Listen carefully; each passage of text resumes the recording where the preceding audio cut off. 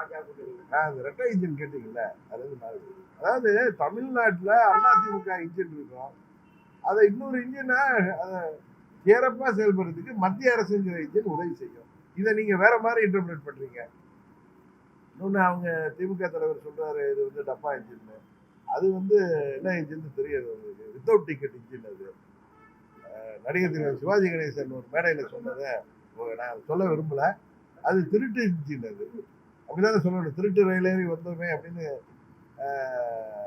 சொன்னார். அது மாதிரி அது வந்து ஒரு திருட்டு ரயில் இன்ஜின். அது இன்னும் சொல்ல போனா அது ஒரு துபாக்கூர் இன்ஜின் தான் திமுக.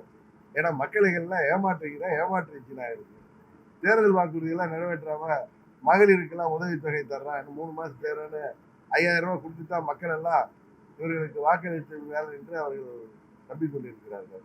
இன்னும் சொல்ல போனா மாற்றுத்திறனாளிகளுக்கு 1200 ரூபாய் 1500 ரூபாய் ஆக்குவேன்னு அவங்களுடைய இதுல சொன்னாங்க. எவ்வளவுதான் போராட்டம் பண்ணாங்க. 5 வருடம் ஆகி இருந்தா எவ்வளவு 18,000 ரூபாய் கொடுத்துருக்கணும். சும்மா எல்லாரும் 2000 ரூபாய் கொடுத்து அவங்க திருப்தி அடைஞ்சிருவாங்க. அவங்களே தங்களை ஏமாற்றி கொடுக்கிறார்கள். என்ன சொன்னார் உதயநிதி?